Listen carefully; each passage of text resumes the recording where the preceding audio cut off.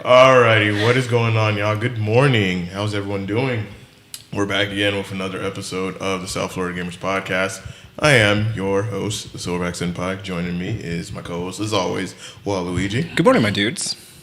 And our guest is none other than Belladonna. Good morning, everyone. How are you this morning? It's fucking early. Yes it is. Alrighty, what is going on, y'all? Good morning. Shit. Okay. I apologize for that one. Okay, that one's on me. I was not expecting that. I forgot to close the YouTube volume.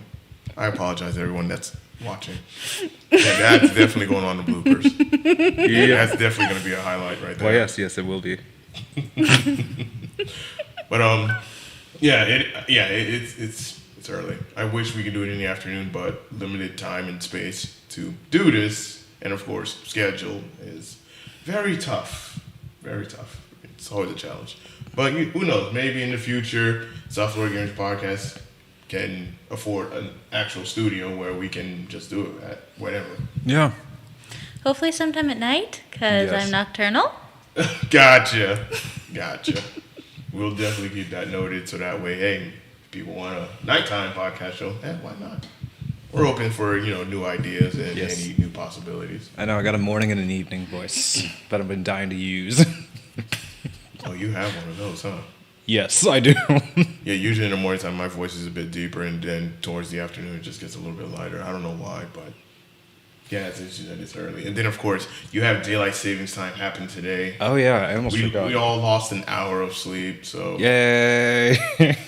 When you only get 3 hours of sleep, what difference does it make? Good Lord. Welcome to insomnia. Wow. And I complain about 6 hours of sleep. I'll take that back. Same. I'm like take back 5 hours over here. Oh, man. This episode of the podcast will be available on SoundCloud, iTunes, Google Podcasts, Anchor, and Spotify. Video playback will be available after the stream is over. For those who have missed out on the stream, it's, of course, YouTube, Facebook, Twitch.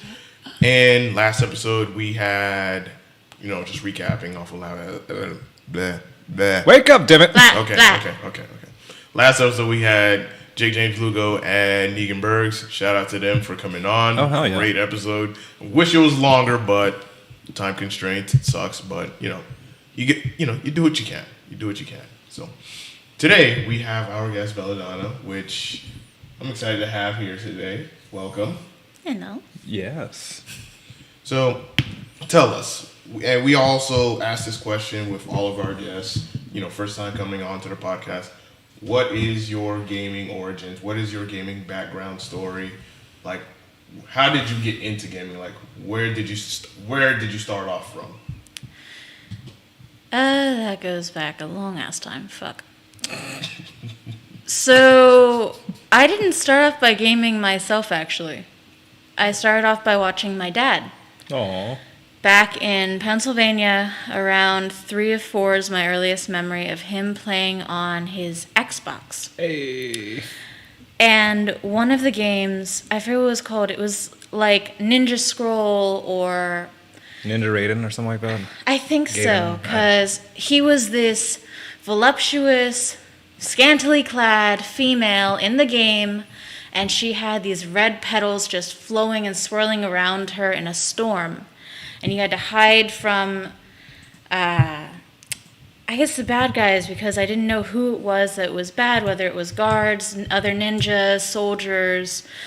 One of the people you had to kill was Nobunaga. Mm-hmm. And whenever my mom would walk in, she'd be so pissed, because it was a violent game. Meanwhile, they didn't realize, hey, after 1 a.m., I automatically wake up, I go turn on their TV, I see Inuyasha, Fullmetal Alchemist, a bunch of other ones, and watch that until the end of Adult Swim. And it kept going where anytime he was home, he'd be gaming. He went on for the Xbox 360, he got the PlayStations, and the first thing that I was allowed to technically play was the Wii. Wow. Wii Sports, Wii Resort, and I wasn't allowed to touch the PlayStations, the Xboxes, Wow. nothing. Wow. Because they thought it would rot my brain. Do do do do do do do. And it was so bad that they would only let me have a leap pad or a leapfrog. Oh no. Oh. So that was it. You poor soul. Oh man.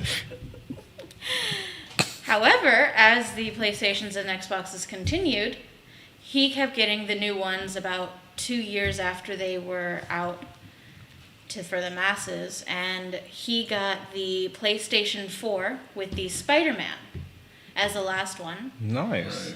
because I think it was the PlayStation 3 or whichever Xbox was around that time. It died as I was playing God of War 2. Wow. That's got to be the PS3 then. Wow. That's the equivalent of the Red Ring of Death. Oh yeah. Yeah. What question? Which PS3 was it? Was it the slim one? Was it the super fat one, or the super slim one? It was a plain black console with blue edging. Could be the fat one. Yeah, it could be the fat one because I know because when I had the fat PS3, it had the yellow light of death and it completely just died out on me. Well, I have a bad history with technology. Apparently, I kill it, so Oh. I've gone through a computer a year while I was in school. Wow. And a monitor every 2 years. I have questions. I have concerns. I have done nothing. Would you like to share the concern? I shared a question. What were you doing? Existing. Wow, that's a bold statement. Yeah. I was gonna say World of Warcraft, some 4K Minecraft or something. I didn't do Warcraft or Minecraft until 2 years ago, so Nice. that's not even a concept. The No. Apple computer they got me Oh, back God. in elementary 5th grade somehow died while I was playing Webkins. It couldn't handle it. It couldn't handle it. After 2 to 3 years of that, and what the hell was that online thing called? Girl Go Games. There were a bunch of games with a pink background that were specifically geared towards females. And that was the only site that was unlocked besides Webkins. Until I was homeschooled through middle and high school, of which they learned they had to unlock more things. There's their downfall. Big oof right there. When you grow up around passwords, you learn how to break them. True. Do do do do do do. You're not lying about that. That thing goes perfectly to situation. That's gonna be a ringtone now. So what are you currently gaming on now? We still have the PS4 and PC. Nice. So the last thing I had played or watched played on the PS4 was the last God of War. Ah, nice. I still have not played it yet. Really? I just got one recently. He just got a PS4 recently, but he has not gotten all of the good exclusives that the PlayStation has to offer. He's new. Yes, I'm foreign. I'm new! How? I've been mostly on Xbox and someone just gifted me a PS4. That makes sense. But I have Mortal Kombat 11. I have not played a Mortal Kombat game other than at FAU, because everyone had that up on the screen in the common area. Okay. That was the only time I played. However, I've kicked everyone's ass in Tekken. I don't understand how. Button mash. Probably. Probably. Yeah. Yes. Do you remember what character you used? Oh god, this is getting interesting. Now look, just shows it. Something demonic. Although Devil Jin? that doesn't narrow it down too much. Could be Devil Jin, yeah. Yes, that one! Okay. Wow, I knew this. He has like black wings, the horn. Yeah, Devil Jin. Yep, my favorite. That makes sense. This makes a lot of sense. Because that's my main, actually. That was. Yeah, he's so overpowered. He just- Overpowered, but very easily It's the punishable. aesthetic. Yeah. The aesthetic, and then everyone trying to play every single character across the board. And dying. Getting pissed off, rage quitting, throwing the controllers. Oh, you should come to our Smash events here. You want to see some rage? Then there was that one time we had a Mortal Kombat tournament and I made one guy rage and it was just us. Oh yeah, like he literally just walked out and left. I made it, man, walked out. I made more than a few do that. It was interesting because they were still waiting for their ride outside. They just didn't have AC anymore. Oh man, So what do you play on PC? On PC, it was the starts of Minecraft because I haven't gotten into it until the revival, pretty much. Okay. And I like having everything exactly the way I want. I can let my OCD just go fucking wild. I have my own little area for the wolves. I have my own little area for the farm and creatures. We have the house. Then we have the dungeon. And then further on to all the mining little portals across the world.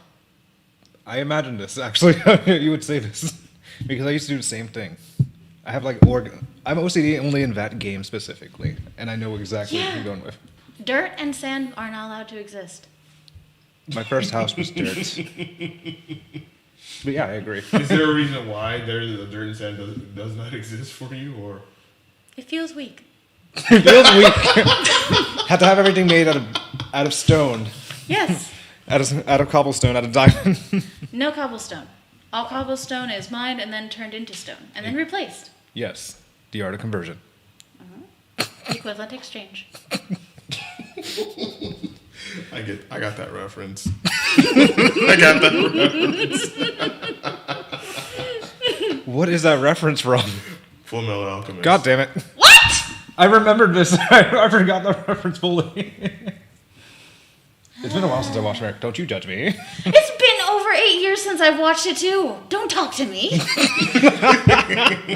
Sometimes we watch so much more anime that it like goes back in the recesses of your mind. Yeah, I'm the same way. I still have Hellsing stuck in my head. Have you watched the YouTube version? Of course I have. Bitches love cannons. Bitches love cannons. Just you fucking cockwaffle. You need to watch it. You guys need to watch Team 4 Star. I've heard of it. I've never watched it. I know. I'm awful. We're all awful at a level. Yeah, in some capacity, shape, way, or form. Who in this world truly isn't? Good point. Yeah. They would be the ones to scare me. So, what are your top 3 favorite games of all time? If you could just pick from any console generation or even PC platform. Heck. Oh, I thought it was a game. I mean, I can Google that real quick. Heck. If it's an actual game, I might cry. It might be. Though that was not the intent. It's a card game. Never mind. Huh. A tiny card game. The God of War trilogy. Okay. Nice. Although they need to go back and redo the visuals from 1 and 2. For like a HD or 4K remaster, or just like certain aesthetics for the game? Remaster. Ah, okay. Because if I'm going through and shattering every vase, I want to see that in HD.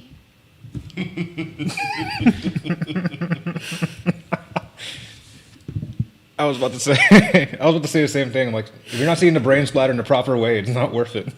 Well, that too, but if you're going through every room and you're breaking every single vase, every breakable, regardless of if you get any reward or achievement, you want to see all of that. Not just, oh, you broke it, it shattered.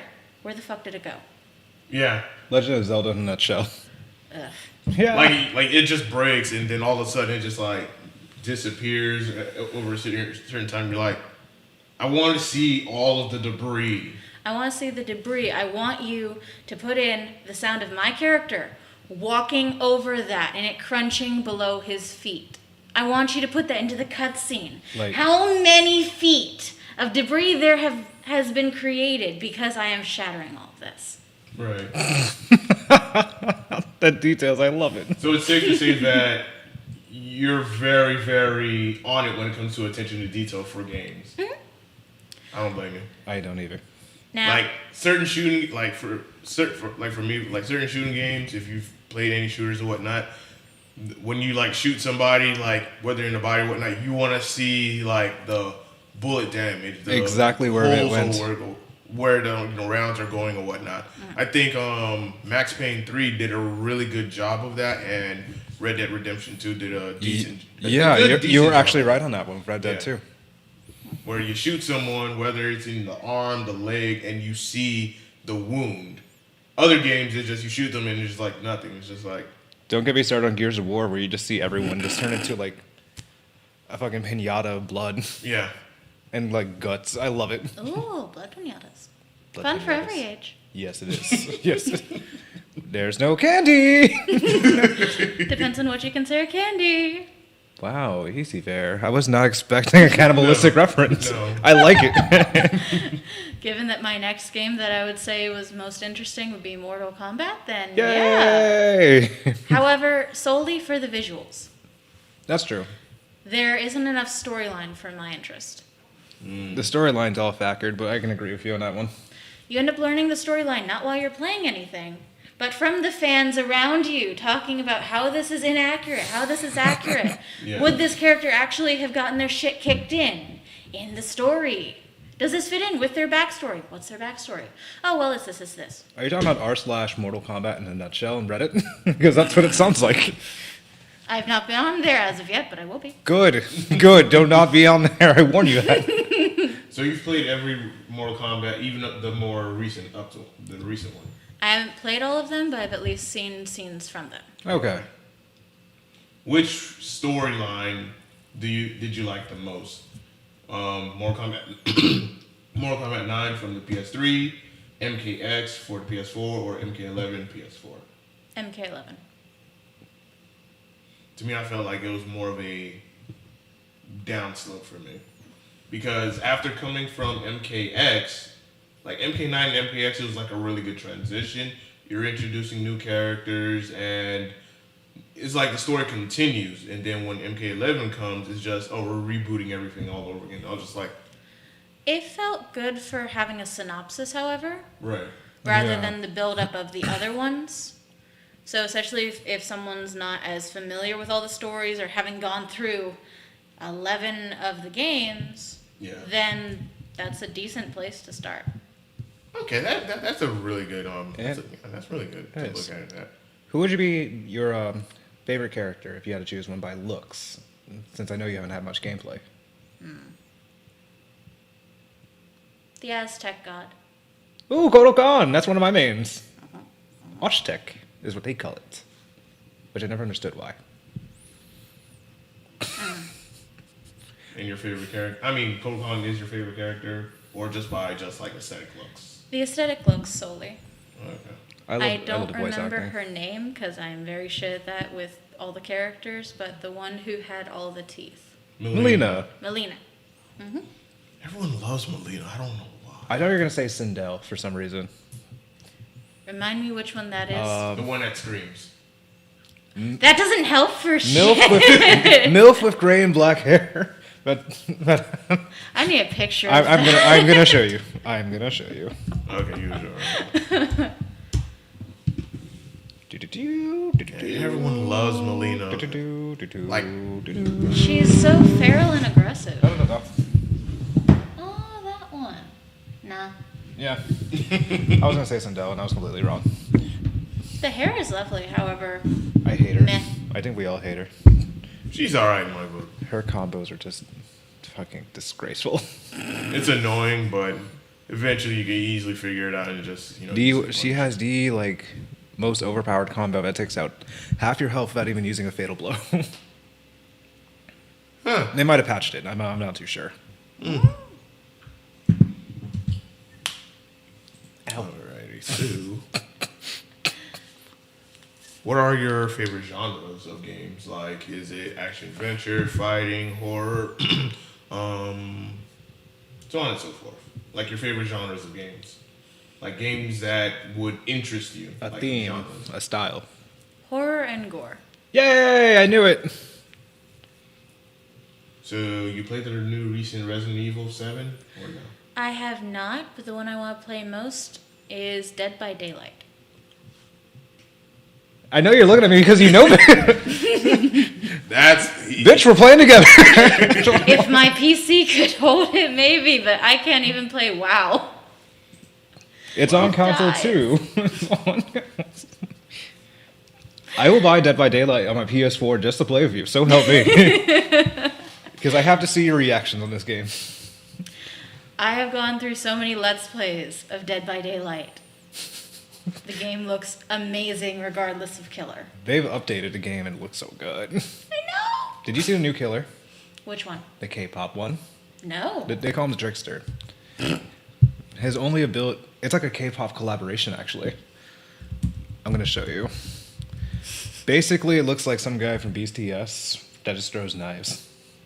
I hate... Trickster... D&D. Not D&D, not Dungeons & Dragons. wow. I'd love to see which character D&D would be called the Jerkster. Yep. Yeah, he looks... It's a Korean dude that just throws knives. Then he has a frenzy where he can throw more knives to knock somebody down. I have not played him yet. I can't see the eyes clearly, but are they yellow or gray? I think they're yellow. Wow, this is a terrible reference. Yes, it is. Let me see if I can find it better. People make terrible screenshots. Yes, they do. Yeah, they're yellow. And he has like purple knives. Ji Woon Hak. I'm looking at lore now. I'm getting sidetracked right now. And this is how my days go. Find a character. Oh, you look interesting. There's not much information on you. Let's go digging. And then you play with the character more and more, and you're like, I really like this character. I cannot get a good picture for my life. And this is how people get sucked into playing the game. Yeah. I just saw it and I got bored since I have a Game Pass and I played it for free. And then I ended up buying Michael Myers and Ghostface and everybody else. The Huntress looks very interesting. So out of all the horror games you've played, which ones stand out to you I hate the the Huntress most? so much. Say again. So out of all the horror games that you have played, like which ones stand out to you the most? Like, this is one of my favorite horror games that I've ever played in my life. Definitely not for the visual or how hard it is to get through everything, because you have no leads as to what you're supposed to do, but Silent Hill will always have a special place for me. Silent Hill scared the crap out of me when I was Yes. young, and I said, never again. The movie scared me. I was like, never again. I'm just like, how do people put up with this game? Like, I had a buddy of mine that he was my roommate while we was in Afghanistan and whatnot, and he tried to get me into Silent Hill, and I was like, no, I can't do it.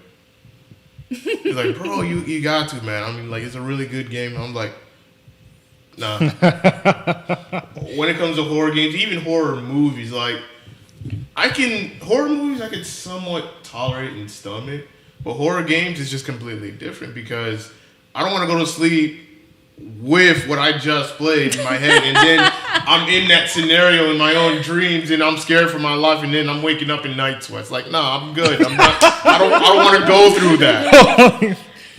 Yeah, we're definitely playing Dead by Daylight. Because I love it. mean, when your dreams are usually like that, it makes no difference what you watch.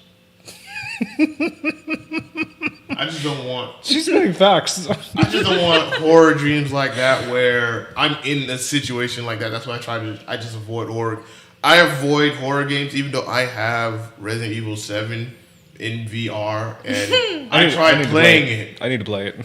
And that part where Mia, like when you finally when she comes at you and attacks you and whatnot, When I said I got so scared, I took off my VR headset. I was like, I'm done. Nah. Because I have the headphones in, so I can't hear anything that's going on outside of me being in the game or whatnot. I So picture someone scaring the shit out of you without even trying. Just go, yeah. Yeah, pretty much. Just tap. Yeah, my fiance did that to me while I was on gaming and whatnot.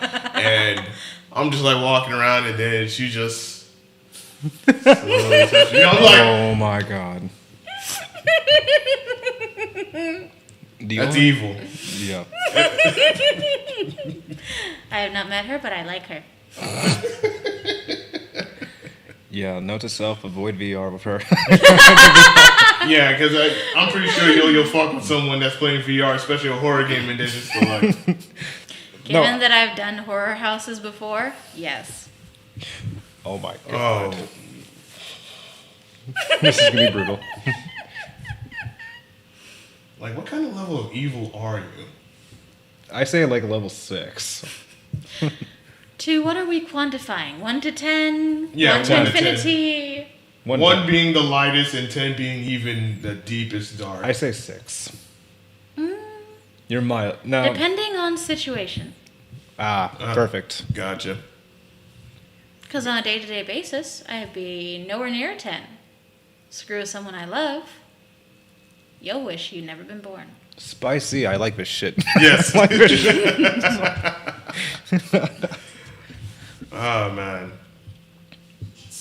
You have one interesting gaming background. Your origin story in just gaming is just very interesting because usually when we have different people on, it's we can easily like relate to them in some kind of way or fashion. But for you, it's completely on a whole nother. The leapfrog is what got me. Leapfrog is on a whole nother level. I'm just like. Okay. Oh my god. Given my first experience with Marvel or DC was on a little game through a what? 2x2 inch screen? What game was that? I don't remember what Batman game it was, Wait, but you said Marvel. I said Marvel and DC. Okay. But the one I remember most clearly was a little Batman game, and you're going through, it's like a platformer, and you're having to figure out all of the pretty much tests, and you're having to do math, you're having to do equations, you're having to do multiplication and longhand division through this shit to get to the next level. Each platform's an answer. If you fail, you fall into the lava. If you get it wrong because you overjumped, oh my god, you got frozen. And you were against Mr. Freeze and the Riddler and I forget who else, but I thought this was all just like a Riddler thing, but no, this is just A kid's game. yeah. it was considered an intellectual game. Because Intellectual. you had to go through the shit when you just want to find out the storyline. When Yeah. you just want to finish it and see what happens at the end. Oh no, let's go through and, what door has your answer? Take a guess. Why torture kids like that? Or if you're fighting, you have to answer within enough time this Jesus multiplication Christ. question to not get beaten up by the boss. Yeah, knocked out Batman because he couldn't divide by 5. Dividing by 5 was fine, it was dividing by 7. Mind you, this was first grade, so Mr. I J, shouldn't have done Batman knows how to multiplication multiply by 10. Oh man. Oh, I can picture it just going like, I'm Batman. I can multiply by 10. Robin, get the calculator. Robin was nowhere to be seen. That little shit was no help. He couldn't find the calculator, man. No. It was Alfred, get the calculator. What the hell is 21 divided by 3? First grade, let me remind you again, because that sounds stupid as shit right now at my age, but first grade, we weren't even doing multiplication. It was all on the side. Oh, no. Oh, wow. Holy smokes. Welcome to anxiety. You have 10 seconds to answer. Figure out your multiplication tables. Holy smokes. The worst. The absolute That just worst. made my morning.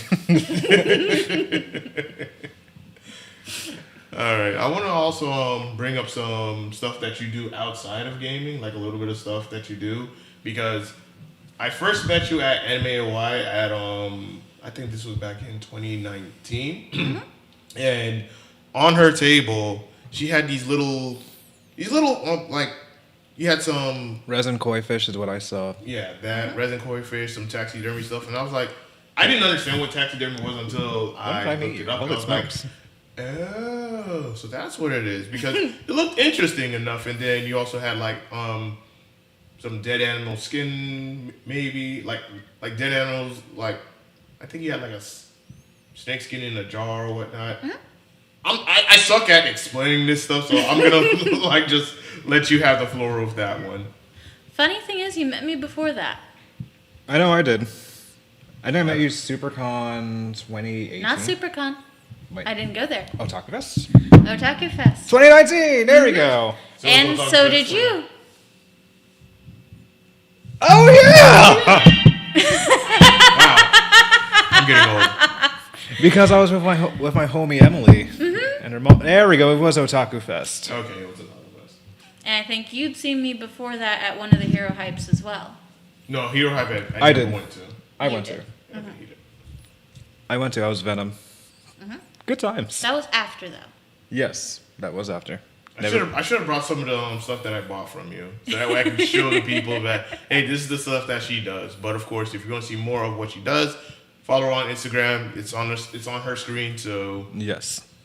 the floor is yours. Explain. I just want to bring it up because it's funny.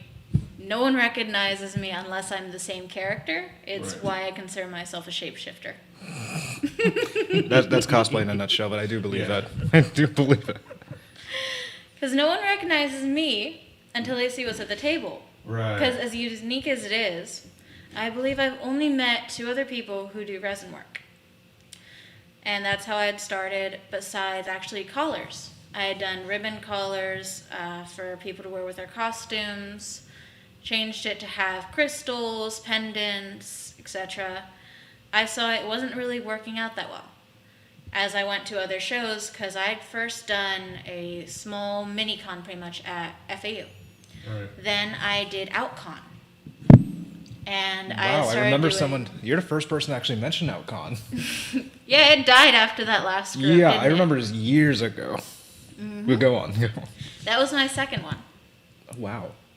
So I had actually made resin work for there, and I saw very few people had ever seen anything like that. Any natural scenes captured in artwork. So I had started with miniature koi ponds and spoons, little soup spoons, and I changed it so that any odd piece of glass or pottery I'd found, I would incorporate that. So I had a bunch of stuff that I brought back with me from Japan that I wasn't using. So I used that for it. And I would also use, different things like dried flowers or things around the house, because any flowers that come into the house that don't make it, I usually just end up drying and hanging in my room. That's pretty cool.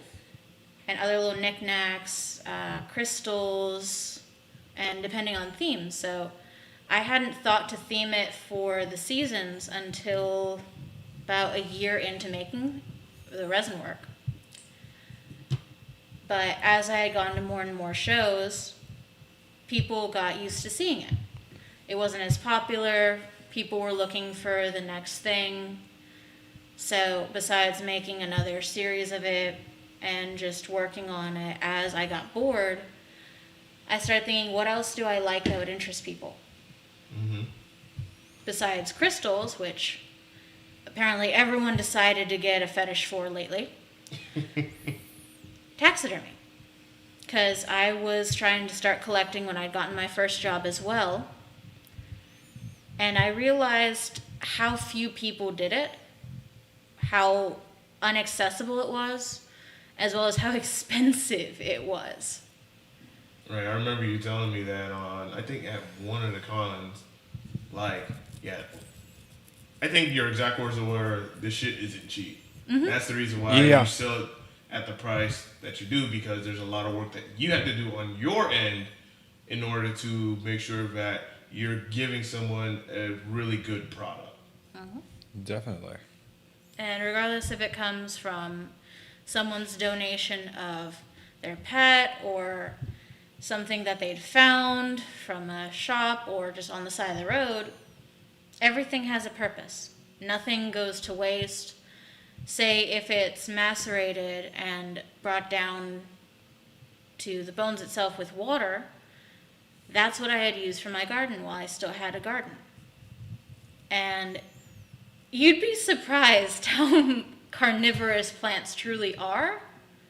When you go from just having normal plants, a little bit of fertilizer from, I forget what they called it, but one of the brands they have just lying around at Home Depot, they're slowly growing, they're happy. Put in some pretty much dead animal guts, they bloom. They start fruiting. They just flower. Suddenly my basil's from 1 foot to 6 foot in a week. So nothing went to waste, regardless of what it was. It's basically pre-seasoning, seasoning. Pretty with much. That basil. That mint's going to taste a little bit spicier. It tasted better afterwards. I like that. And they actually did a episode of that on bones, because there was a person who ended up being buried under a tree as a way to hide the body, and they were cutting down the tree, removing it so they could do something in that area. They looked at the rings, and that's how they found out when that person died. Because during that year, the ring was 3 to 4 times larger than the other rings, showing how much nutrients it had absorbed and their growth pattern. Interesting. Very interesting. Did not know about this stuff. I knew very little of it, but I figured that I get, we hear it from someone that has experience in, taxidermy and resin work, so very interesting to look at. This is definitely unique. I remember we were talking about diaphanizing, or some people, many of you talk about other people trying to do very wrong methods, such as rubbing alcohol or any bits. I found it really unique that you had your knowledge stacked and you were ready for these situations. That's really badass in a way. I specialize in certain parts of taxidermy, like wet specimen, mummifying, bone work, but I could never, or at least right now, get into it where I am creating these mounts. Like the things you see hanging on Cracker Barrel's wall, the giant stag. That seems so much more complex. Skinning it, having it tanned, forming it to it. And you're not just putting it on a form. These forms aren't meant for every single creature. Yeah. They all have their own uniqueness. So you have to pretty much change the details. Say the brow ridge is larger. You have to sculpt that with clay or whatever other material you have to broaden it so that it fits the skin. Because otherwise what you get is called taxiderpy. And it's a thing on Instagram too, where there's a whole page of screwed up taxidermy. And you'll have everything from bulging eyes to an otter that looks like it has a human face because it's all flat. They didn't properly. I'm looking at it right now. This is cursed. Exactly. What is this? A squirrel. One of us had to look it up. It had to be me. Of course. Freaking Uber cosplaying that vanilla stuff, that cat girl shit. This bear doesn't even look like a. What the fuck is that? What the fuck is it?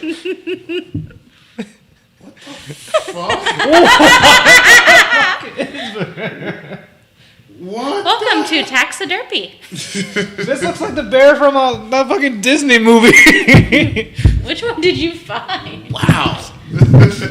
Oh, that shit. It wasn't the Berenstein Bears, it was something else they called them. The Country Bears. Yes! The fucking Disney movie with the animatronic bears. Yeah, they had those animatronics still at Disney World for years. What? I think they had removed them just before COVID. Oh, for God. Another show. God forbid they get canceled. Okay, that's out of my system now. I had Let's keep the show going before I lose a brain cell. More taxidermy. But honestly, awesome work that you do. Keep going at it. And also, I do also have one more question before we move on to our next topic. Would you be interested in doing like maybe a live video or live demonstration of the work that you do on your social media? If it's going to be for bone work or something like that, no, because that can take literally weeks to months of it processing. However, if it's wet specimens, I could. Yay, I like those. I know that I still have probably a rat or two in the freezer. Yay. So that could be a potential thing in the future. Or if I found a really gorgeous intact raccoon, probably the other day, about a week ago. However, I found the reason why it died was its organs were all ruptured. Oh. So in cases like that, the organs can't be salvaged. However, the legs, the head, the tail, everything like that can be. Huh. So I had taken off the head, its legs, its tail, and I'd injected the head. So now it'll have this cute little grin for the rest of its existence. Rest in peace to my dog Rigby from the regular show. Sly Cooper ain't getting this. Oh, man. He's going to be taken care of respectfully. Yes. All right, our next topic is the PS5 is currently the fastest selling console in U.S. history. Who saw this coming? Because I feel like... Everybody did. I think everyone sees this coming. Like when a new console comes out, oh, it's the fastest selling ever. It's just like, yeah, well, no shit, because everyone's trying to get it. Yeah. I mean, not just that, but we're all fucking bored. Yeah. Pretty much. Bored in the house, I'm in the house bored. But yeah, we were talking about the more demand versus supply for the past couple months. Yeah. Doesn't surprise me that it's now the fastest selling hardware. Yeah, because if you think about it, like pre-pandemic, or I would say like April of last year, the thing that sold out the most was a Nintendo Switch because everyone's being locked down, and what is there to do? And this was during a time when Animal Crossing literally just... Don't point at me like that. I loved Animal Crossing. Like, everyone's just at home posting their pictures, their islands of them just... Don't call me out like this. Don't call me and whatnot. So, it's like during a time phase where something happens or a trend happens for a while. Of course, a console is going to sell a lot because it's only during in this time period. Whereas in other different time periods, it may not sell that well because the sales aren't moving that much. So yeah, with that, you also have the PS5 and the Xbox Series X, which are both hard to find and get because you're trying to get it online and it becomes very difficult because by the time someone puts out, Walmart has a restock or Target has a restock, it's done. It like as soon as you go on the website, gone. Yeah, watching your story was a thriller. Yes, it was. It was. It's like, oh, it's restocked. I'm gonna go get it. Next story, it's already gone. Yeah. We had to get some dramatic music or some classic or some symphony for this. Yeah, I remember when I think it was after the PS5 released, where I literally have every browser open, my phone, my tablet, and I'm just like, I'm ready to get this damn thing, and I still didn't get it. Nope. And this was back in November. Yep. I finally acquired a PS5 by the 4th of March.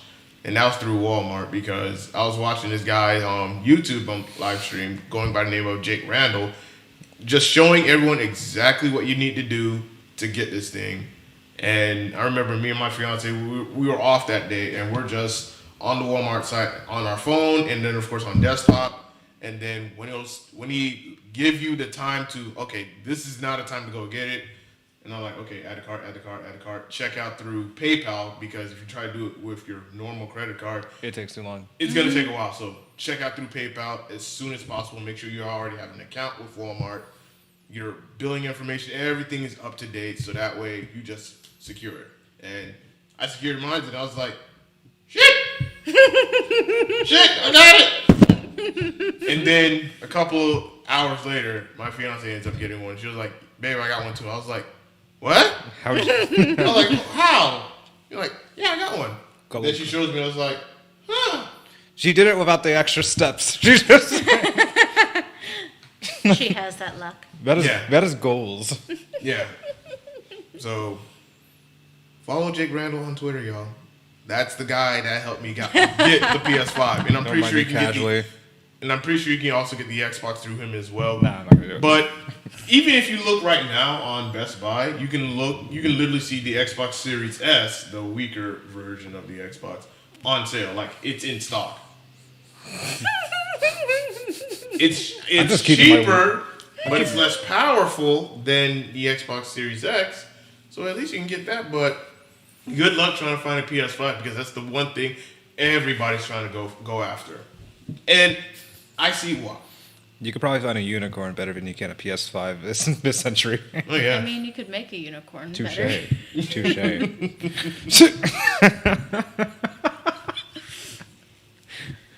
Don't give her ideas. She might. I'm giving her ideas. I'm gonna find a unicorn and preserve it. I'll print you a horse. I mean, I have 2 horse skulls just waiting in the office for a client, so I could make a amalgamation chimera if someone wanted. All aboard the trauma ship. But afterwards, the therapy train. Choo choo. That's how you traumatize a child. Well, not true. How do you display? You just display this right in front of the PS5, and like you just gotta come past this. I would run as a kid if I see something like that. Oh man. Paint it, glitter it, add the horn, and I think most girls would be happy. I know where this is gonna go left if we continue going further down this rabbit hole. So Let's go back to this. so we're moving on to the next topic. Well, after all, we're all mad here. Oh man. Any hoodles. You are too much. Bethesda's games will only be on platforms that have Xbox Game Pass. Yeah. I mean, Fuck yes. Fuck yeah. I mean, after Microsoft acquired Bethesda, it was only a matter of time where they were going to say that all of our Bethesda games moving forward are going to be just Xbox or any place that has Xbox Game Pass on, which is PC. So PS4, PlayStation guys are pretty much left out unless there's a contract. I'm gonna enjoy this. I'm gonna be flexing on Doom, the new Elder Scrolls. I'm not worried because I got a PC, so That's true. I do too. There's that benefit. This Have You you need ever a played stronger PC? You just need a PC that will that will hold your energy. Hey! Have you ever played any of Bethesda games? Fallout, Yes. Skyrim, Doom. Elder Scrolls, Doom. A bit of the Elder Scrolls. Yay! Not Doom yet. I definitely want to. What was the one that I...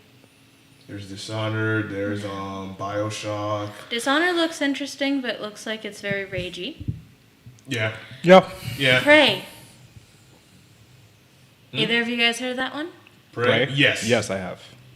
I haven't played it, but I heard of it. What's funny is that's actually related to a movie and manga series. Really? And no one caught it. Really? I did not know this I actually. did not notice that either. One of the big action guys, what the hell's his name? Let's see. He ended up doing a movie that had the exact creatures as the aliens in Prey. Oh. The mimics themselves. The only trick was they didn't turn into objects, but that black spazzing mass is the exact same.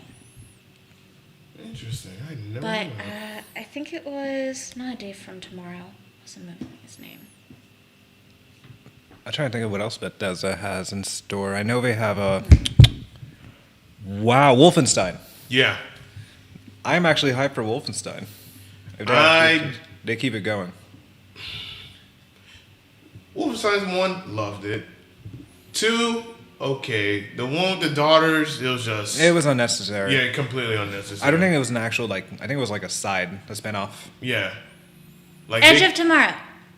Age of Tomorrow. Age of Tomorrow? Edge of Tomorrow. Edge Edge of of Tomorrow Tomorrow. with Tom Cruise. And I've actually, seen if that you look movie. into that movie and if Yeah, you I've look seen into that the movie. screenplay, you'll go back into a rabbit hole of about 10 years as they go through who originally had to do with that screenplay, who sold the rights from it, and who made the manga prior back in Japan. Oh.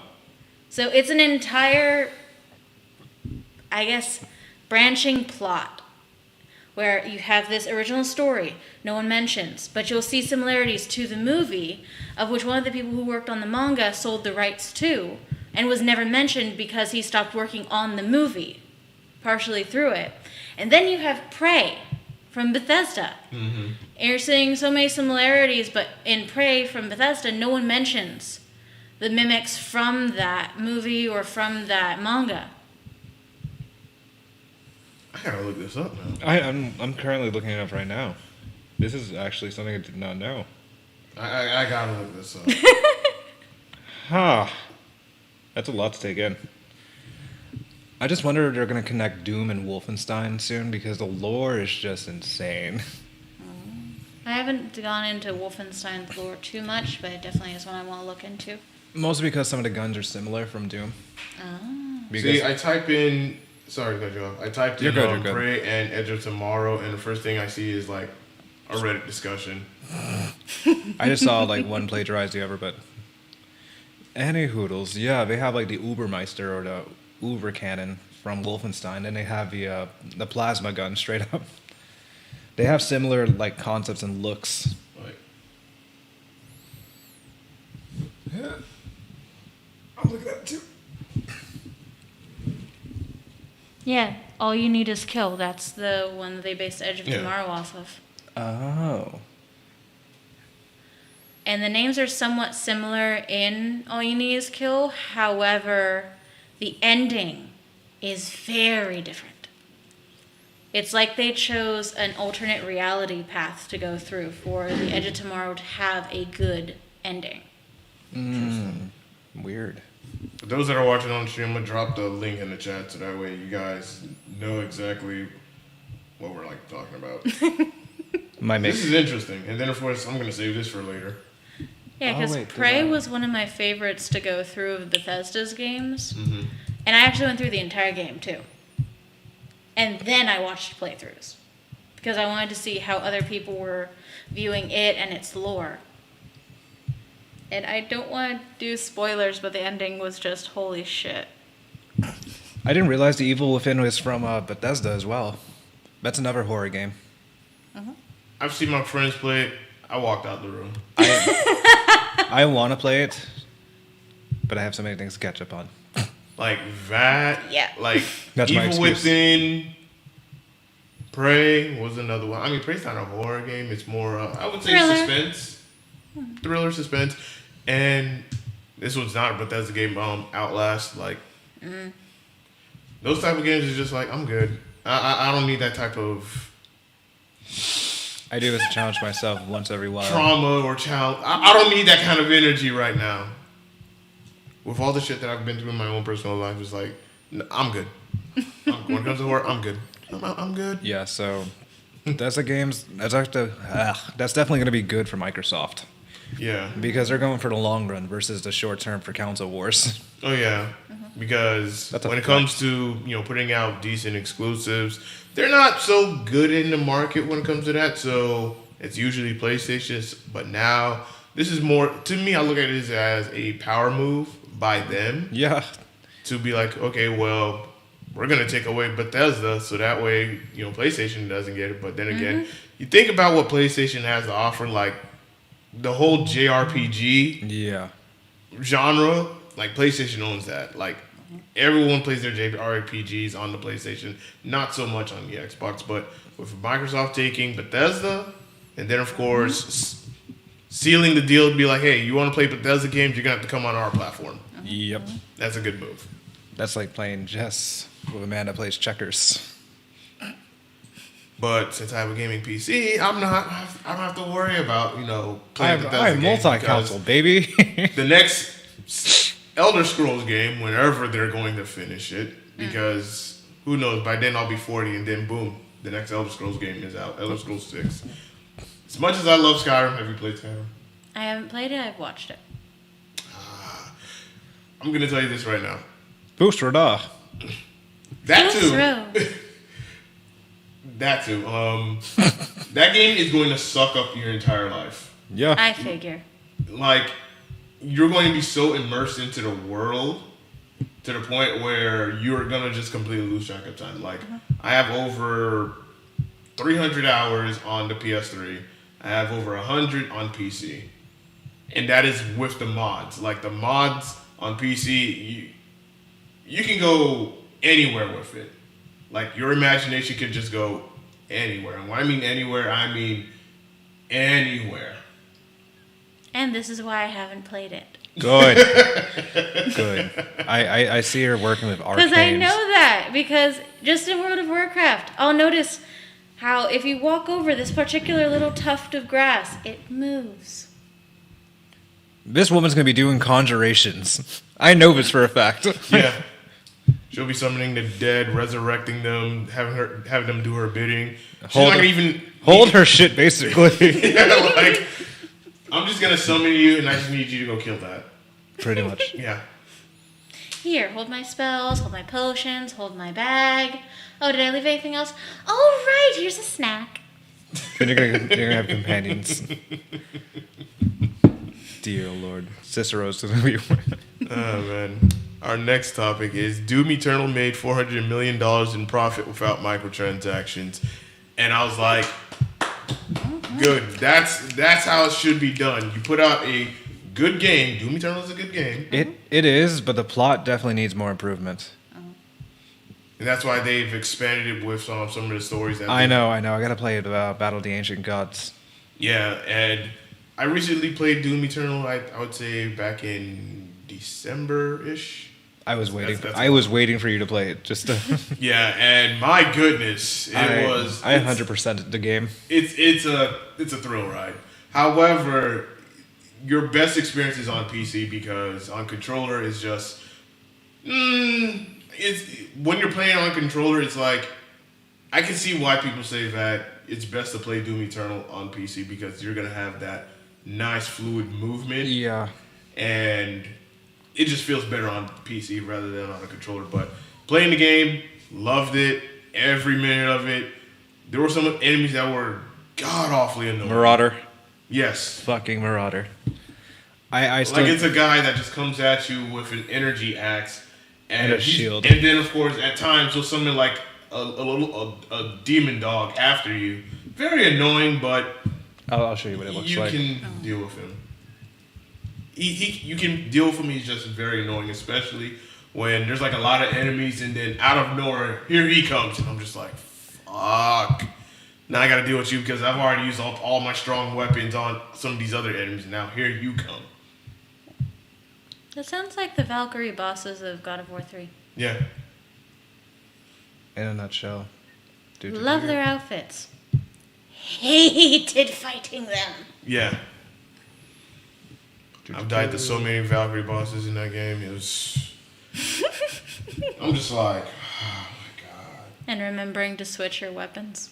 Yes. Yes. That was a pain in the ass, and I'm just like, because it's like you can't, as much as you can do a lot with your Leviathan axe, and then you have to switch to your Blades of Chaos, then the axe.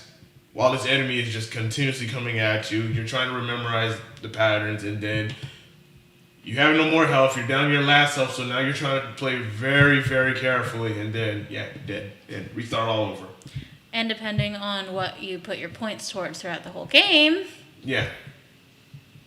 Like, that is like an end game boss that you go and fight up against, and it's not going to be a very easy one. You're definitely going to have some mental breakdowns and possibly throw or break your controller. Yeah.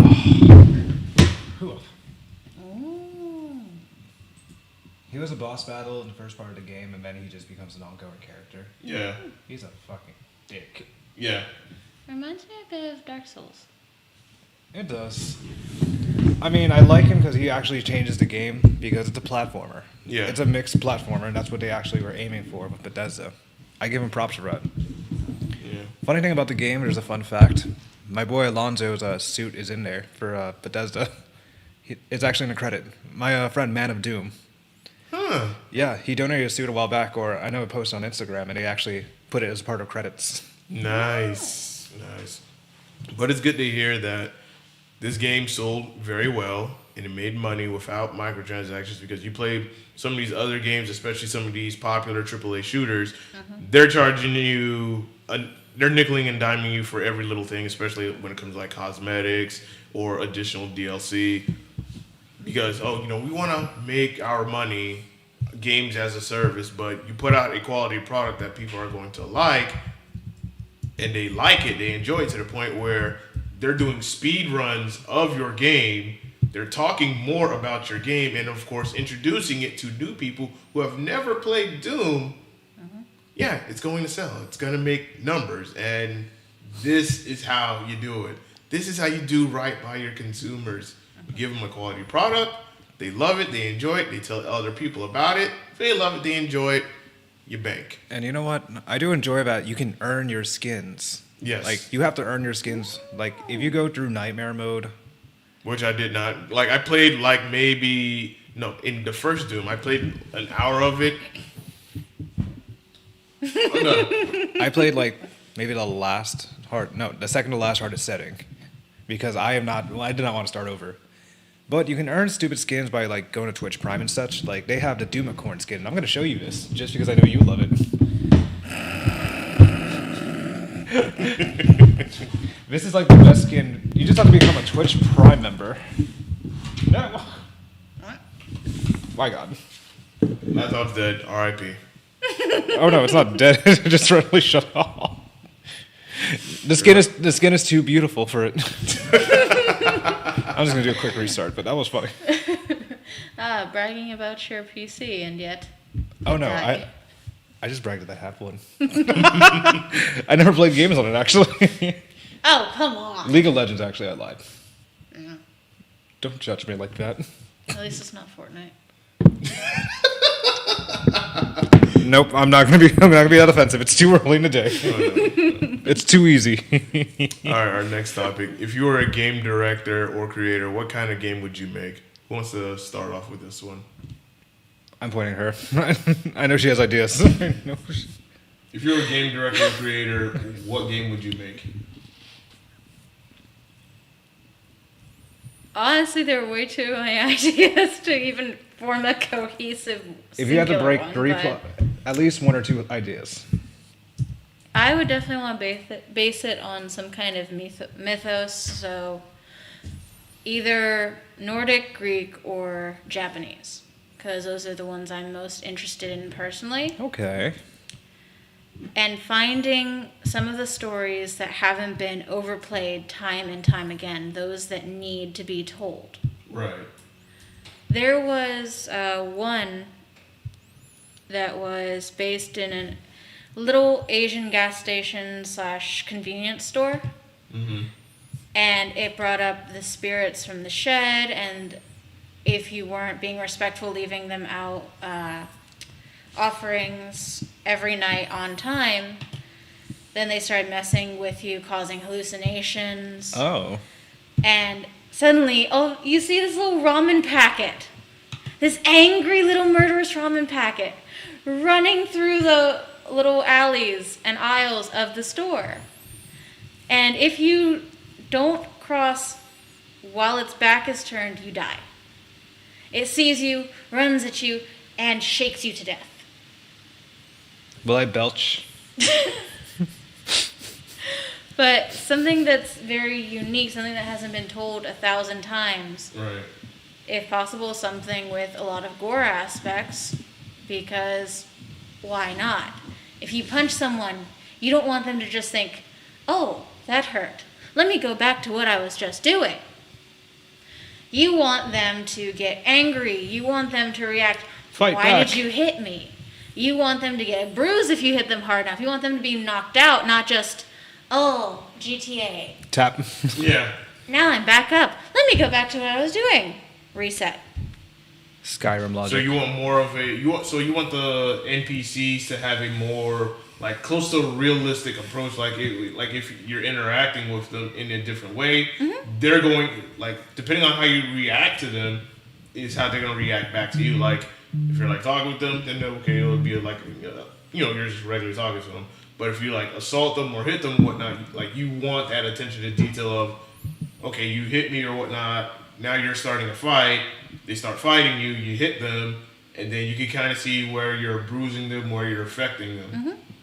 And if you harm or interact with a certain character in whatever way, then that affects your storyline. That affects your ending or what you're going to do. Maybe down the road they were supposed to help you. Ooh, a cause and consequence. I like that. And then, well, they can't. They're in the hospital right now. Or, well, they were happy to help you because you were family friends with blah, blah, blah. But you just caused a problem, smashed their car, kicked their granny out of the house, I don't know, and now they don't want to. So you're gonna go for a more realistic approach, an open world realistic approach, open world realism where your choices Will actually affect you. will affect you, and the relationships that you have with people will also affect how you will go about in the game. So you'll have a base storyline and a idea of your preset path, but what you do, if you just continue on with your life and nothing's really done, you get that boring ending. If you interact a certain way, you could have the genocide ending per se, or you could have an ending where if you helped everyone, if you went through and listened to them, then I guess a generosity ending, I wouldn't know really what to call that, but a better ending. But your better ending would depend on who you helped.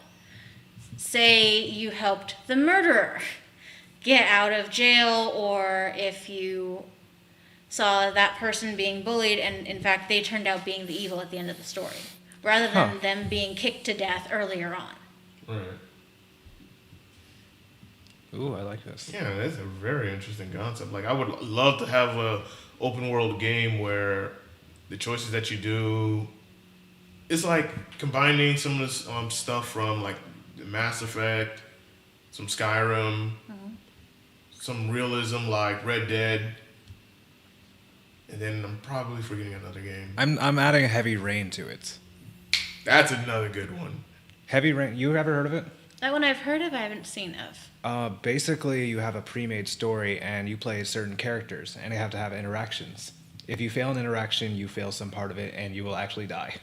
There's no there's like no restart or restart. The story will keep going. Like some guy might try to save a lady while they're drowning in a car. If he doesn't take the lady with him, the lady just drowns. He just swims back up. And it's a huge confliction. It's a mindfuck, honestly. But those games are the most interesting when you end up having those mindfucks, when you have to actually consider every interaction, because otherwise you're just going through it on auto, which people do already in reality. Yeah. Why bring that into a game you're trying to escape reality to play? I wonder if it's on PS4. I know they had a PS3. I doubt it. It was such a very niche game at that time, too. Because like, even with came out Skyrim, 2016. if you stole, murdered, etc., they would just have a bounty on your head while you're in that city. Yeah, They're not sending people after you. They're not warning other kingdoms that they're allies with, hey, watch out for this person, or hey, bring me their head. Actually, they do in Skyrim. Do they? Yes. I didn't see that aspect. Because, like, let's just say if I were to attack somebody and, I'm gonna, alright. If I attack someone in Whiterun, in the city of Whiterun and whatnot, and then I leave, and then I come back, the guards are gonna remember, like, hey, I remember you, I remember your face. Yeah. And then you have the options of either, one, I'll pay the bounty, so that way I can just, go on about my business. If my speech experience is high enough, then I can talk them out of it. Or I can either go to jail, or I can decide to fight them. But once you leave Whiterun, if you go to another city that Whiterun is in contact with, That isn't does about that go and have a bounty there too? No. That's what I'm talking about. Oh, okay. It says, yes, if you go back to said city, they're going to remember you. You're going to have to deal with that pathway. Yeah, right. But if they're allies with a certain city, they're not talking about you. Right. They're not sending a courier pigeon over to say, watch out for this person. They're doing et cetera, et cetera. Yeah. That's the aspect I'm talking about. Oh, okay. All right. This reminds me of like the old Fallout games where if you have like low intelligence, you can't really talk to people. You just say noises. Like you can be really buff but really stupid. That's what that just reminded me of instantly. Oh man. Hurt. I would say for me, the game I would try to make, I would go for a more open world setting. It'd have to be open world. Of course, how you explained it, like where the relationship that you have with people will affect how your gameplay is going to be. And I would like it to be in a more, I would say when it comes to like different mythologies, I would like to know a lot more about Nordic mythology. Because it's one of those mythologies that you don't hear so much about. You hear very little about it, but you don't know it completely. And then, of course, I also would like to know more about Japanese mythology, Egyptian mythology, because there are stories in these mythologies that have never been told. Greek mythology, I feel like, has been told a lot. And I think if you've played God of War, then you've already know most of the Greek gods already. Like, especially if you played all of them, like you're gonna know all of them, all the monsters, the gods, the important people in the story. But when it comes to like Nordic, you don't hear much about other than Thor, okay? And then of course Egyptian mythology, you don't hear much about. Japanese mythology, you don't hear much about. And there was one game back in the PS3 and Xbox 360 era that even touched up on Christian mythology, and that was Dante's Inferno. Oh yeah, I remember the story about it. And they never, like, even though it was a hack and slash action based game or whatnot, it was like an introduction into just that realm. But no other game company have went into that realm again or whatnot. Maybe because of how times are, and some people of different religious faith will take offense to it, but it's at least something interesting to the point where, okay, I want to know a lot more about this. And when it comes to like all these different mythologies, that's the thing that gets me hooked onto it, is like, okay, I want to know more. What's the story behind this character, that character, and so on and so forth. I'm thinking about mine, and I'm thinking for more of a VR experience. So I'm thinking about like, not really much of a, it's more of an interactive game or like a simulation, but I'm thinking of like a virtual tour. So for the people that are bedridden and can't move, they can see a place like Japan or certain places like Iceland. They have like a virtual tourist with them saying if there's any questions. Something that can use like AI technology at the same time that we have. Like, hey, what is this place? This is Iceland. Did you know in Iceland? And they go on with the facts. Right. And that some people don't know, and they have some fascination. At least they can see a place that they can go to one day and they can say they went. The interesting thing would be if you could go yourself and film Exactly. as you're going through. I was also thinking the same. Because they do have similar from what I've seen in VR, but nothing that in depth. Yeah. Nothing where you're going in and you're talking to the people that you're seeing, or that usually there are any people at all. Yeah, it would sort of be like a live chat situation, simulation for one thing, about like a Twitch stream. I mean, technically you could do kind of like the Google car does, just have someone sent out and then someone logs on to the game or that simulation and automatically live feed. Yeah, I'm thinking of a card I will go into that one like little small country in Africa with all the cannibals that most people will kill if you get set near it. That would be awesome. To see like a live roasting. I like how I went from wholesome to like dark. The other kind of roasting.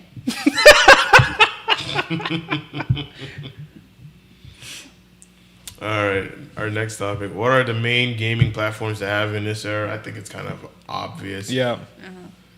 For me, it would have to be PS5, Nintendo Switch, PC. I think if you just have all those three, I think you are completely set and solid this gaming generation. Oh, when I thought you were saying gaming platforms, I'm like the type of games for a second. Oh, no. platforms. Oh yeah, then it's definitely going to be like PlayStation 5, Nintendo Switch, and Xbox. Those are like the main sandwiches of this era. Gotcha. And you? I'd say those, but plus PC. I feel like the Wii had potential, but they didn't go into as much as they should have. The games that they included, it all became very repetitive. Given that I actually played the damn thing. Me too. And the tracking was awful. It was worse than the VR. Yeah. How?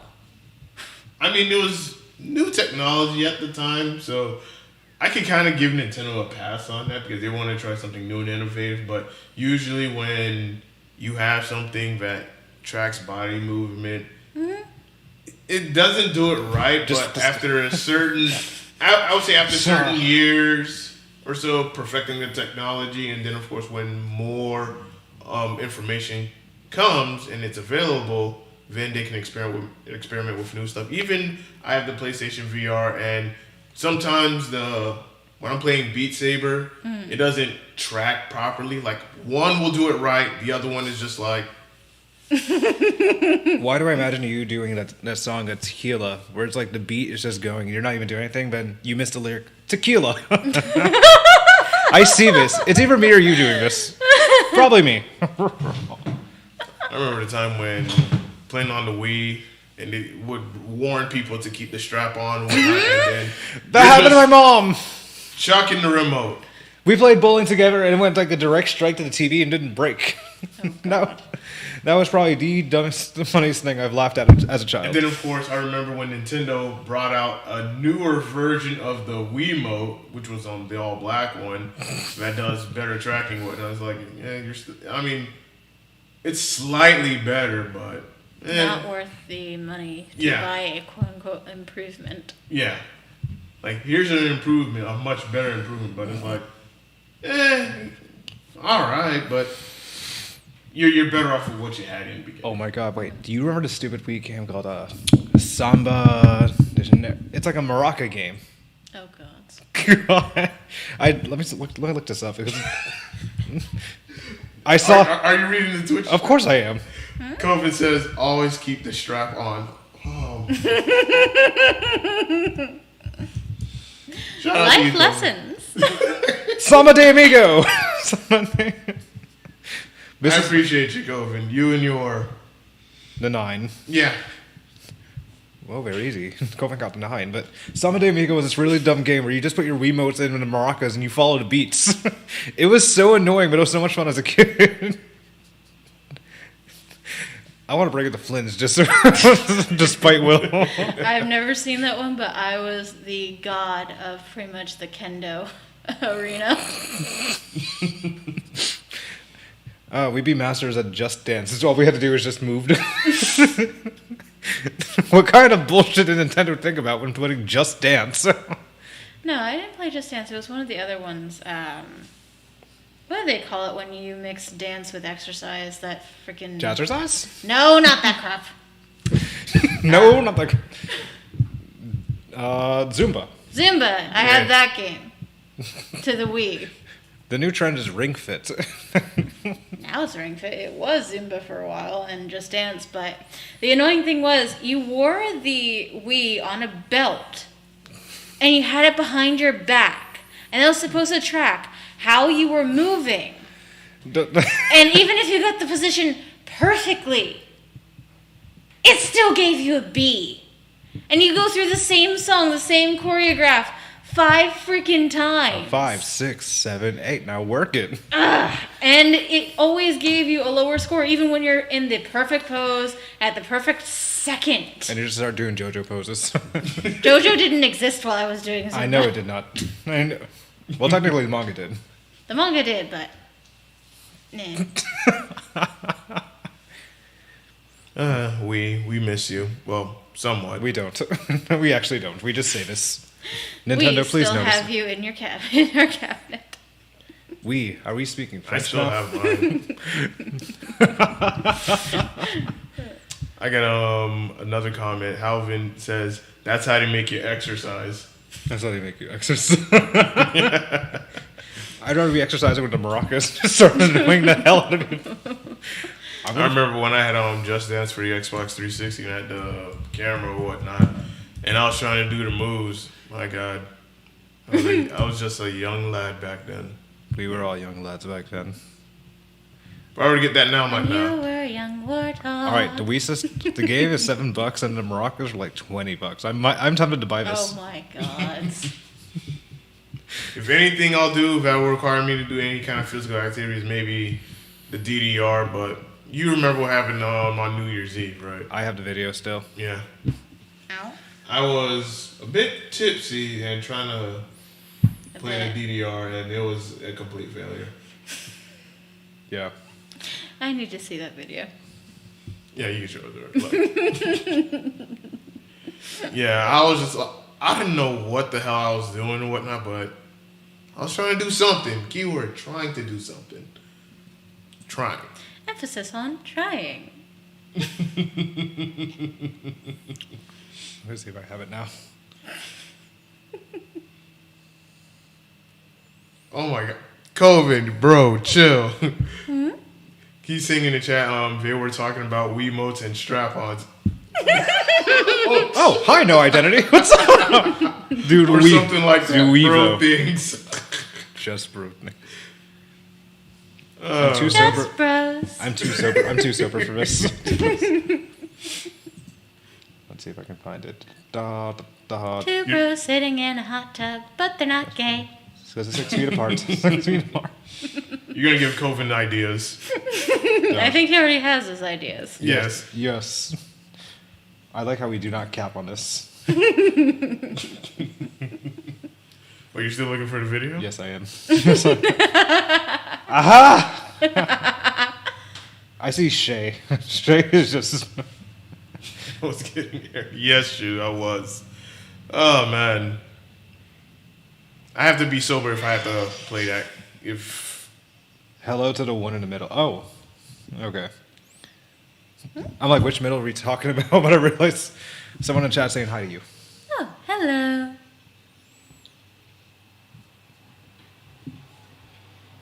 apologies for not knowing.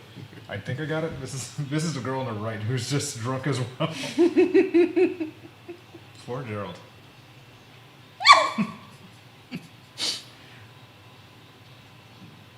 It looked good. That's the main part.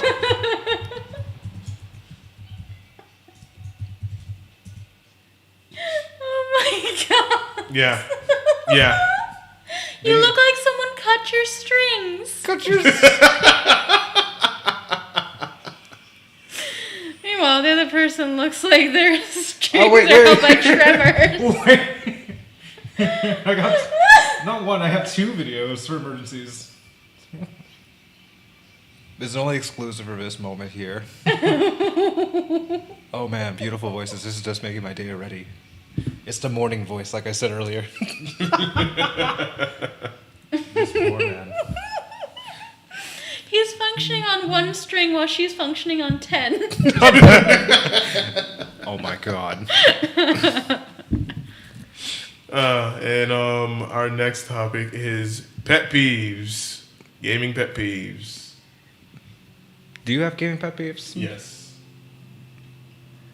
Or do you have like normal pet peeves? You know what? It's not much of a gamer. Like, let's at least hear at least one or two of your pet peeves. We'll do at least maybe 2 gaming and 2 non-gaming. Perfect. Okay, gaming, I'd have to say FPS. Ooh, first-person shooters. Because if I'm trying to move and I'm against an enemy and suddenly my frame rate drops, I'm probably dead. And I don't even know it for a good 10 seconds later. Oh, After I'm button mashing because holy shit, I'm about to die, last percent of health, and I'm dead and I don't even know it. Oh my wa, mo shinderu. I know that feeling. Nani? Oh my god. No! Coven says the ultimate pet peeve, not leaving the strap on. Jesus. How do we make him a moderator? made him a moderator. She says that's Apex 1000. Yes, when it comes to FPS, is 100%. I mean, when you're with the ladies, the strap on always has to be on. What? So. He just went open. He just went open after you. This episode's about to go live. Let's move back to center. Game of pet peeves. Come on. Strap on that game of pet peeves. Oh my god. I'm just sitting here.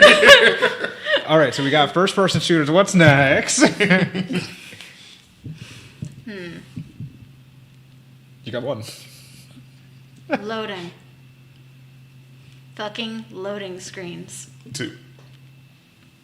You know, I can agree with that. Yeah, same. Because sometimes, if it's loading for a long ass time, you have to restart. Restart the console, restart the PC, restart your account.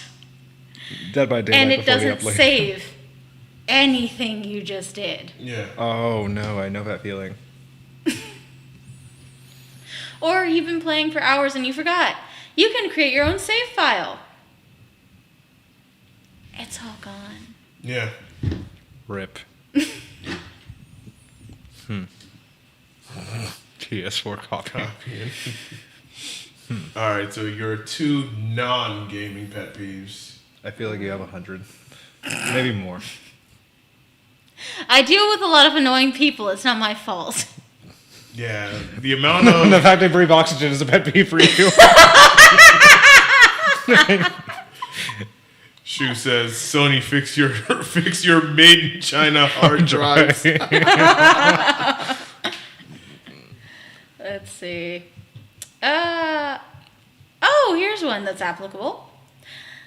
Learn how the fuck to pronounce and spell my name. Don't look at me like that.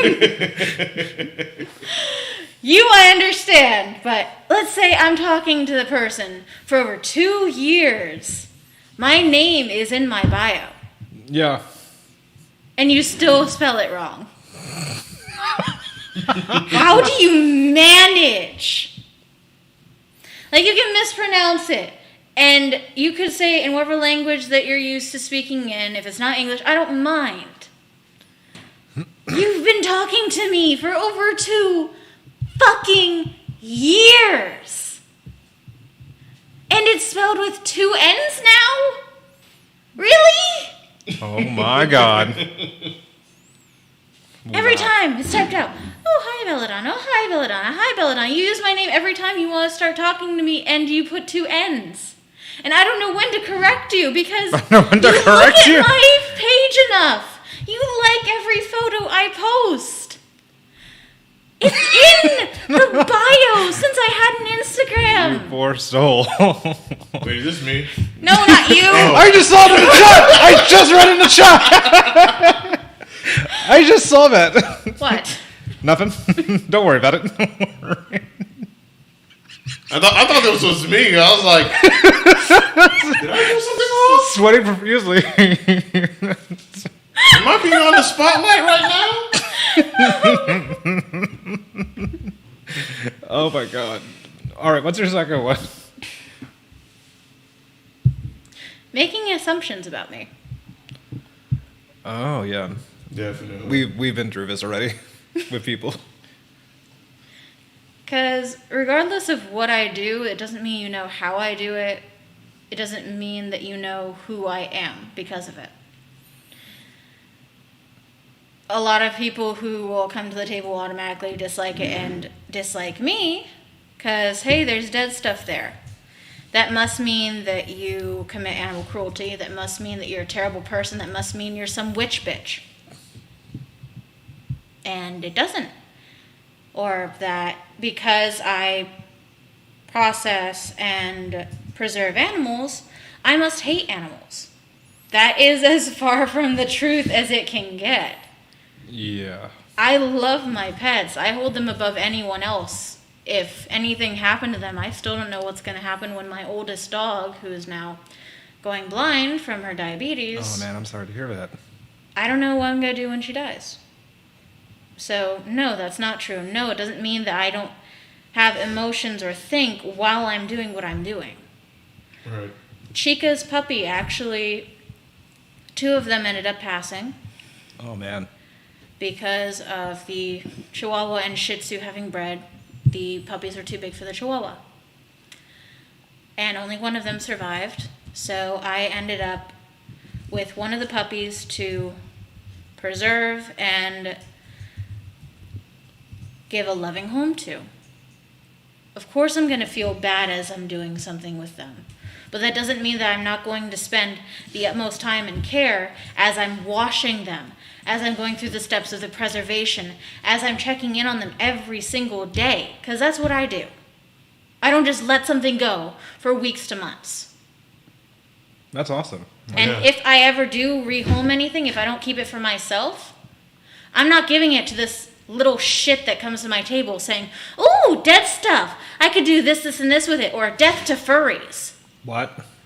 Gamer comic expert. Oh, God. That explains a lot without even explaining. I'm giving it or selling it to someone who is admiring it, who wants to rehome it and do something like keep it on a shelf or keep it at their altar, something that embodies respect. Not someone who's just going to go and toss it around for fun. I like that. That was something I wasn't expecting, but I definitely do like that. Gotta have respect for the dead, no matter if it's a creature or a human. Mm-hmm. It's like, oh, what? Do you think I just toss the damn thing around as I'm doing whatever I'm doing? Do you think that I just throw it at the wall for fun? What do you guys think that I end up doing that you hate me so much or think I am disrespecting the creatures I work with? It's mostly the lack of knowledge that people don't have. Mm-hmm. And without simply asking. Yeah.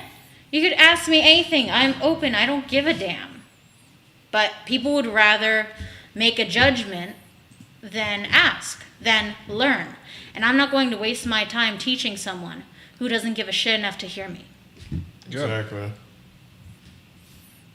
Wow, that's definitely deep, and I love that. Yeah. 0 to 100. Go you. What about you, Waluigi? What are your pet peeves? Gaming-wise, I'm definitely going to agree with loading screens because I dealt with this with Dead by Daylight before the update. I would just wait 5 minutes on my phone texting people, minding my business, and I'm like, why the fuck is this game taking so long? And then I had to restart it 3 times before I can actually play it. At that point, you just have no interest in playing for that. No, I'm determined because when I want to become a killer, I'll become a Yeah, there's gamers, or there's survivors and killers. Mm-hmm. So I chose to be a killer sometimes if I feel like being lonely and just beating the shit out of people. Yeah. Well, killing the shit technically out of people. I mean, you have to beat them down before you can kill them. You're not wrong. Otherwise, they keep running. You're not wrong, actually. You know what you're talking about. Then my second one, I know we discussed it before, but I just say people inviting you in unnecessary in the middle of something. Ah. Yeah. They can kindly fuck off. I feel like I'm just taking my best friend Casper's lines now. He always says fuck off, and I just start saying that. Then there's people at the end of the game, or like when you play in the middle of a game of Apex, they invite you to a party, or they invite you to chat. I'm like, no, I do not want to talk about how I kicked your ass. I just want to keep playing. My pet peeve is seeing streamers on their phone. I feel attacked. Same. I feel attacked too. No, normal pet peeves, I just say I hate being interrupted. But not like in a casual conversation, but like if I'm serious with someone and then like somewhere I'm like, hey. Always happens to me. Hey, listen. You know what I'm talking about. Oh, yes, I do. That's why I'm just quiet. I wait a couple seconds and I just then begin to converse. Hi, how can I help you? Welcome to Taco Bell. Okay. Oh yeah, definitely. Then another one for normal, I'd say, is probably the fact that there's no conversation going on. Like, I've usually been ghosted by people normally, and I'm just wondering what the hell. Hi, how's it going? Just be left in 2 weeks. Yeah. I'm like, the fuck did I do to offend you? Probably because Aaron Yeager did nothing wrong, but that's another story.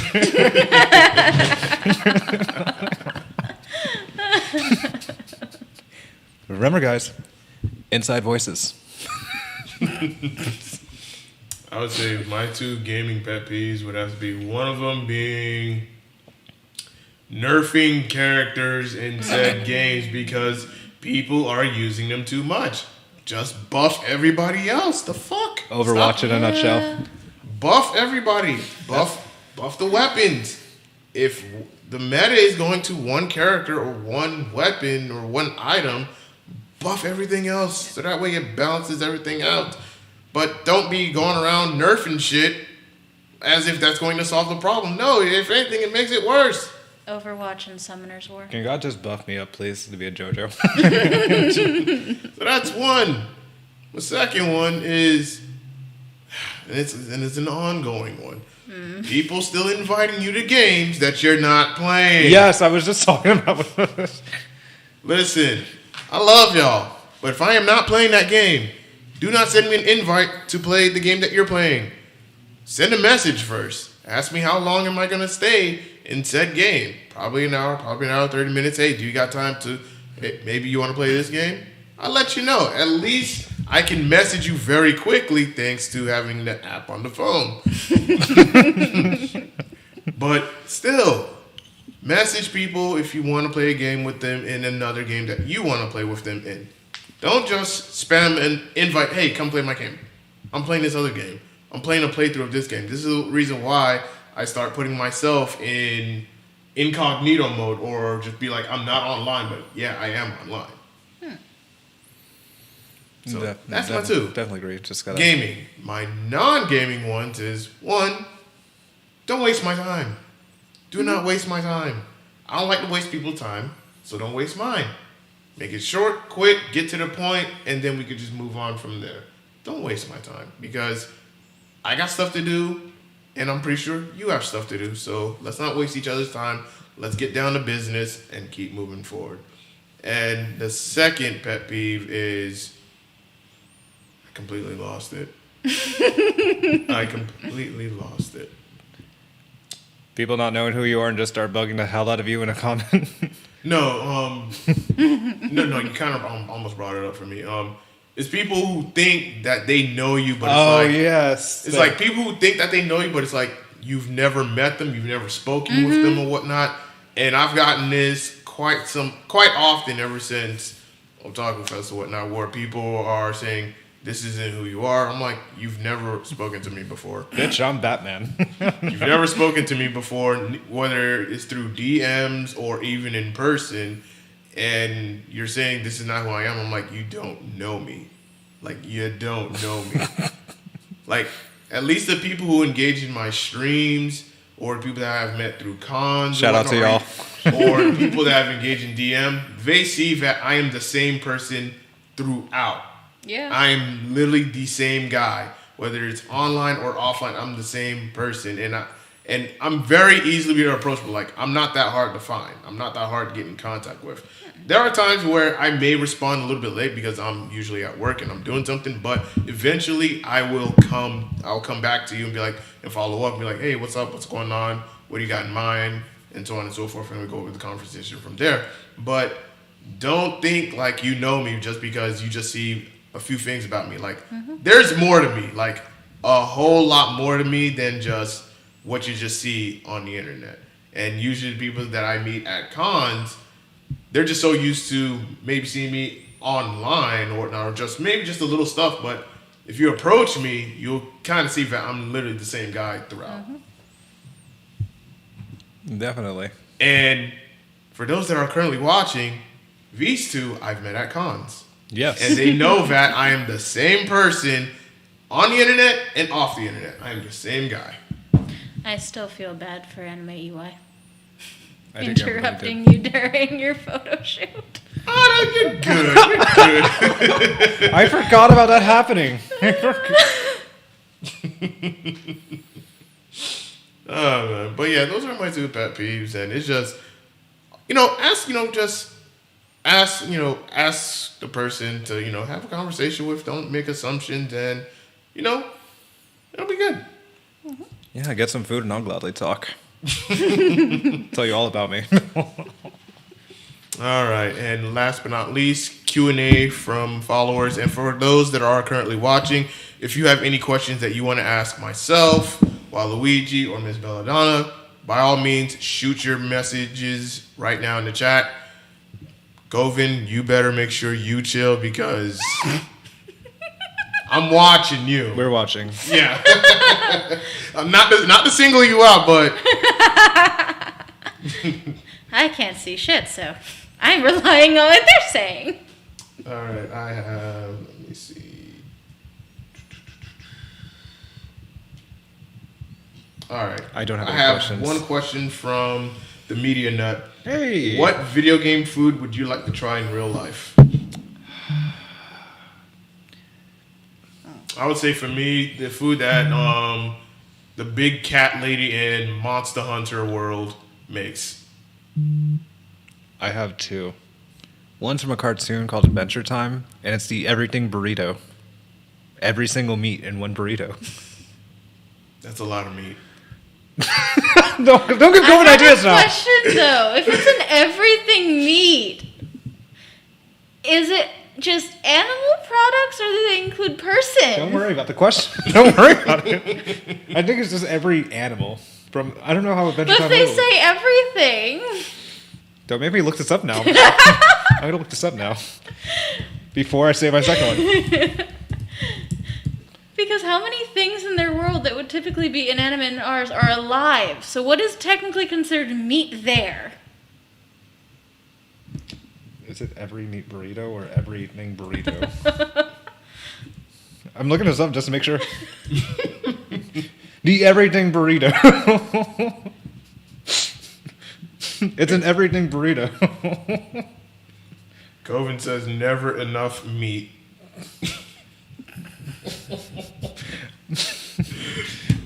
It's just the It's an everything burrito. I don't know what that means. It has to have at least some kind of every type of meat, from chicken to like amphibian or some shit, but not so important. But the second one, I'd like to try a sensu bean from Dragon Ball. Yes. Yeah, if I'm dying right now, save me. What of you? I would be curious what the hell a sensu bean tastes like, just because... Sensu bean! Is it sweet? Is it bland? I hear them crunch every time they're eating it, so it sounds like it's not even properly cooked. Or it's a soybean. I think it's raw. It has to be, so it can be preserved, no? But the way they're crunching it sounds like it hasn't been touched at all. So you don't think they washed it?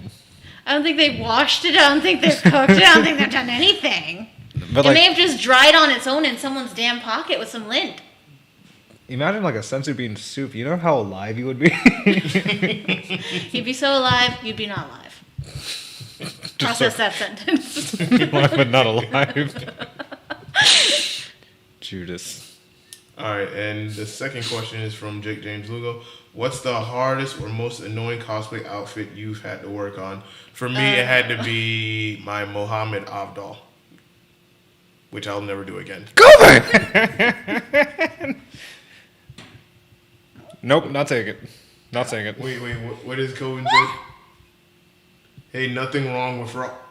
This guy, we don't judge. I need a drink. I need a drink. Oh my god. Oh my god. All right, Hardest costume. Yeah. You go. before we get into the chat messages, guys. It's between two, but one of them was a raven demon. I did an entire bodice of feathers, a skirt of feathers, a cape with the edging of feathers, my own set of wings, as well as a mask. Holy smokes. These feathers couldn't just be set on, because initially they were about 10 inches long. What? I had to cut them down to size and shape them to where I wanted them to go. And the bodice went from my shoulders all the way down to my belly button. So that's a lot of layers of feathers to get to that detail. The other one was my nature goddess because of her headdress. I had a pair of wire antlers that I repainted with over 5 layers of paint, set them onto the wig after drilling a nail through a headband into the antlers so they'd stay, because those things are over 15 fucking pounds. I wire wrapped each antler tip. I set moss to it, I set chains, Wow. crystals, and a bunch of stuff. And then the bodice for that one was a layer of rabbit fur over it. And to get fur to set properly is a pain. And then making it so that you had a different color fur, a gray line along the edge, and trying to groom the fur so it's all to one side and you don't glue it down and then have to re-lift it off is a pain. That sounds like pain. I felt pain. Yeah. I'd say my hardest one was probably all my 3D printings, actually. Making props is the biggest pain in the ass I've dealt with, but I've enjoyed it. You're not wrong. I've just made like a gun from Cyberpunk. Then I made my mask from Dead by Daylight. That took 2.5 days to make. Oof. Just watching for any kind of error. Because if one thing goes missing or one line, maybe two, it just goes all over the place. Oof. And that's happened to me. I've approximately failed at least 80 times before I can actually perfect something. Have I lost my mind? Probably. But mostly 3D printing my props is probably the most challenging thing I've enjoyed doing. But costume-wise, I'd say the hardest thing was Wreck-It Ralph because I do not know how to style a wig. I had to get someone else to do it for me. All right. Let's go ahead and read the cursed chat and their questions. Ah, shit. Is it usually so cursed if I Yes. wasn't the one on? Yes. Yep. You know what? I'm just going to say a little bit closer. Aha! Hey, what's up, Ron? All right. Shinobi. Oh no. I'm gonna. This one's from Halvin from Facebook. No. I'm not even on Facebook. Okay. No. All right. I'm gonna read this one from Coven. Question: y'all stay strapped or nah?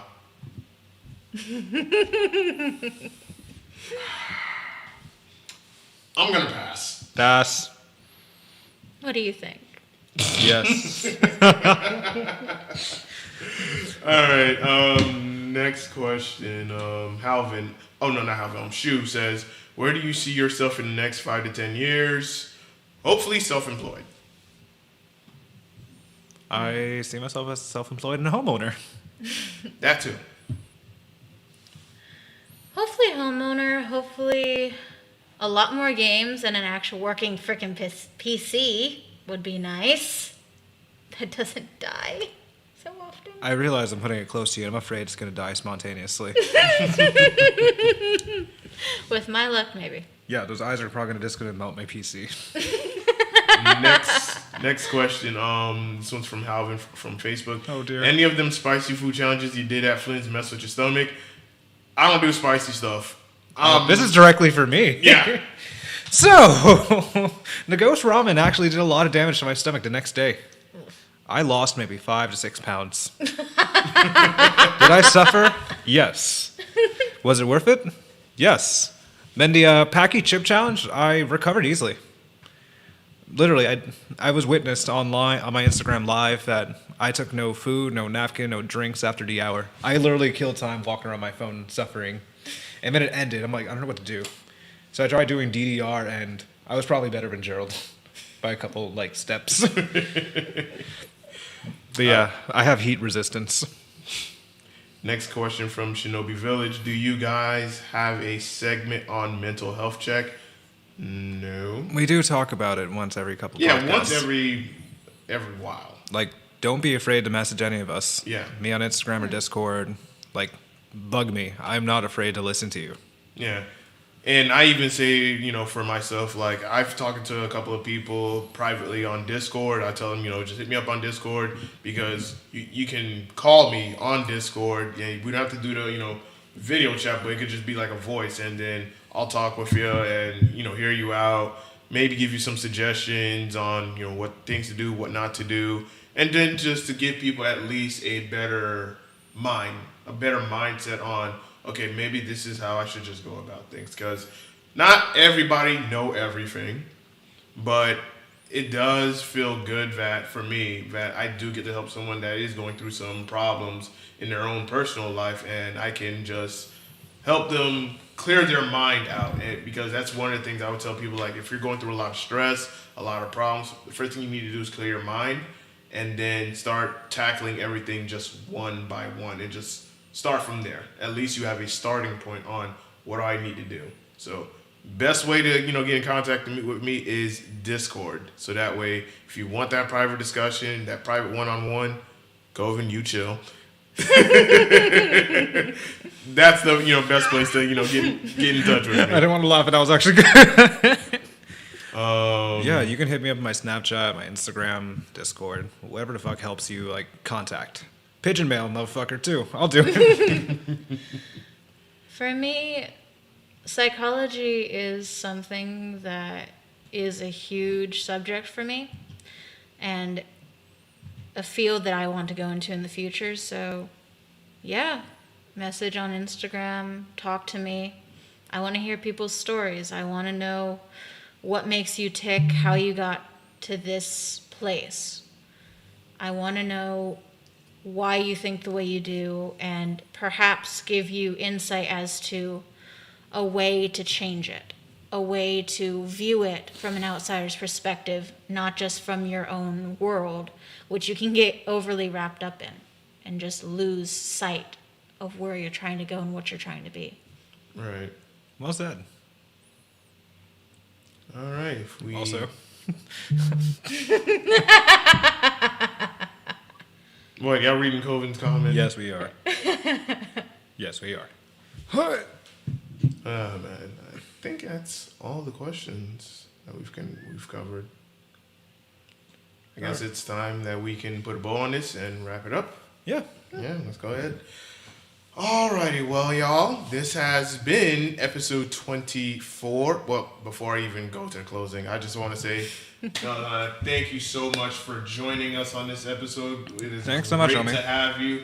We hope to have you again in the future. You've been a great guest. Usually me and Walter, we never know where the conversation is going to go. Whenever we have a different guest.